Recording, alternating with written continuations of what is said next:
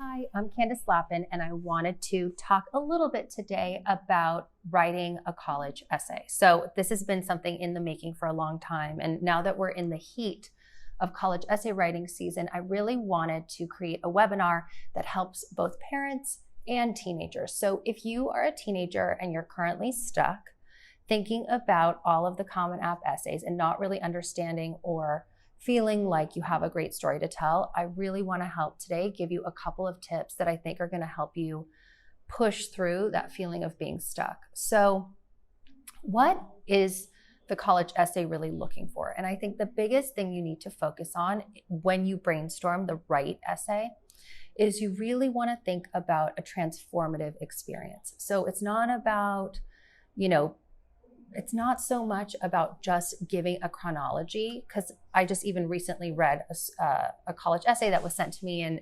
she had kind of broken things down, and it was nicely done in terms of setting out the chronology, but that was really just a summary.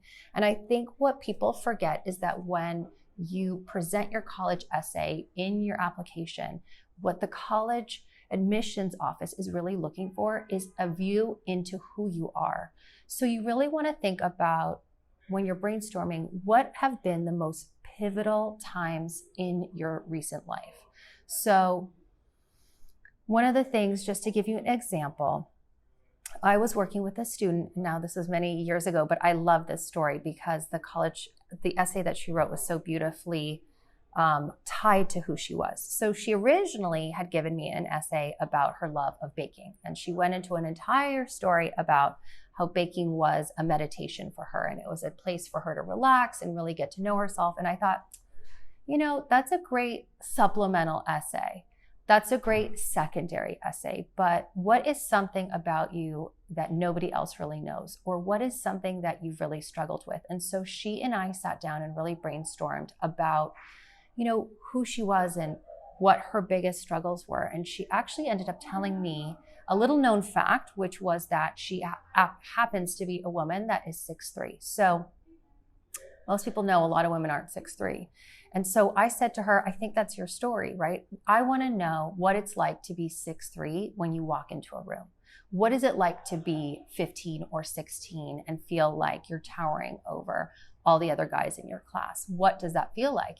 Has that ever been a struggle for you? And tell me. And so we really set about talking about her life and what it was like to be coming of age and extremely tall, right? And so she talked, and it was really beautiful. She talked about how worried her parents had been when she was 13 and 14, and how her grandmother cried for her, and how it had been a little bit of a struggle until one day it kind of snapped for her into place that she has this different perspective because she's taller. So, and it's not just like a physical difference of perspective, but because she has this unique thing, when she walks into a room, people really notice her. And what she started to realize was that it wasn't a disadvantage, but it was an advantage. So I think the pivotal thing about that story is really that she had something that was unique to her. She told us about her struggle, right? The insecurity that she faced around it. And then she reflected about how her perspective on that issue had shifted, right? From being a place of disadvantage to advantage. And so I think one of the biggest things with that is that there was a sense of transformation in her perspective about her. And so what I really want you to think about when you are brainstorming is not just what is something that was pivotal to you, but what is something where you felt like when you came out the other side of an uncomfortable experience, what was different? What was changed about you? And so it's really important when you set out to brainstorm that you write down a couple of different ideas, because you're going to want to potentially, and I know this sounds so scary, but you may even need to write 1 or 2 or 3, because sometimes it's in the telling of the story that you start to realize which ones are stronger, right? It's like writing an essay. Sometimes your first draft isn't as great as your second draft, or sometimes your essay on Gatsby is better than your essay on Catcher in the Rye. So I always suggest to students, number 1, brainstorm. Number 2, give yourself options, right? You want to have a couple of different narratives to discuss and explore. And then you're going to want to write about different pieces, right? You're going to want to show, when you're thinking about telling the story, you want to think about what it was like before, right? What was your perspective life like before you transformed? What was it like to be 6'3"? What were the disadvantages that you faced? And then, boom, what was the moment at which you realized it wasn't a disadvantage? And then ultimately, how have you changed since that point? And where can you lend compassion to other people, or where does that give you perspective on other people or on yourself or whatever? What's the sort of growth moment in all of it for you? So it's like, what was it like before? What is it like now? And, how has your life inevitably changed? So that's one kind of story. And then I think the other one that I think is really great, that I really like, is there's a Common App prompt about a location or something that's meaningful to you. And a lot of different colleges explore or ask you to do that. So one of the essays that we worked on at our company, this was a few years back, but I really liked it. A young man was talking about how all his friends were going away and doing these like really exciting experiences, and like building mud huts in Chile, or going to this really cool outdoor ed experience. And his parents instead had sent him to go visit his grandparents, which oddly seemed kind of unthrilling. In fact, he was kind of upset because one of the more important things to know about his going to visit his grandparents was that they lived on a farm in the middle of nowhere, where he didn't have access to technology. He wouldn't have access to his phone. It wouldn't work. There was no TV because his grandparents didn't have or own a TV. And he was going to be there for 6 weeks. And I think what was sort of pivotal about his story was that when he went there, he was reluctant, if not resentful, right? That he had to go and do this. He wasn't looking forward to it.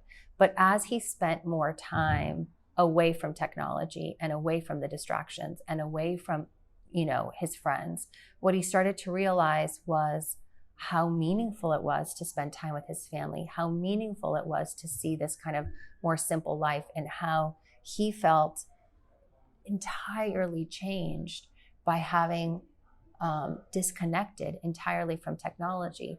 It was like he reclaimed a sense of who he was, but also discovered who his grandparents were and who his family really was. And he saw the power of connecting with people one-on-one, face-to-face.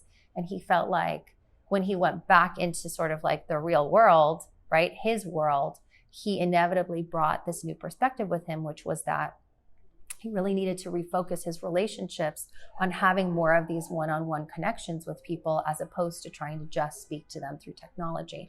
So something that seemed, somewhat mundane, right? Like going to visit his grandparents on a ranch where it's not going to cost his parents money. It's not going to be something sort of, extraordinary, like in the sense of, he's not running with the bulls. But how something so simple, so mundane could actually be extremely meaningful. And we were able to extract, again, what it was like before, what it's like now, and how he moves into the world from that point, right? What's the takeaway? You have to think about, what's my takeaway? So that is it. I wanted to just go through this and kind of set you on your way to really exploring these things. And in the upcoming weeks, we'll go through, how to revise, what to look for.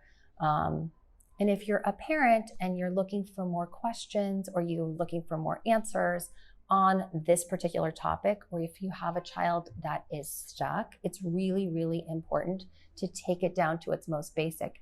You want to think about, is this a story I want to tell about myself? Is this the story that I think best represents me and who I am and the person I am today? You want to make sure that the narrative is the best expression of you, as opposed to just saying something because you feel pressure. You really want to give yourself this time to really craft something in the most meaningful, right? It's more important that it's meaningful than to just write something. You don't want to just fill 650 pages with no growth or no transformation. So the biggest tip is you want to think about times that have been meaningful or transformative. You want to give yourself 1 to 3 essays to really explore and give yourself choices. And then ultimately you want to think about a beginning, middle, and end. And that end needs to be the takeaway, the connective thread. Why does this school think that you should be on this campus? Like, how are you bringing something really incredible, something really meaningful, and a meaningful human to their freshman class? If you have questions, again, feel free to ping us, email us at questions, or rather getanswers@theladdermethod.com. You can find us on Instagram. If you have questions about the substance or how to fill out the Common App, we're happy to answer that. I think that's it. Thank you so much.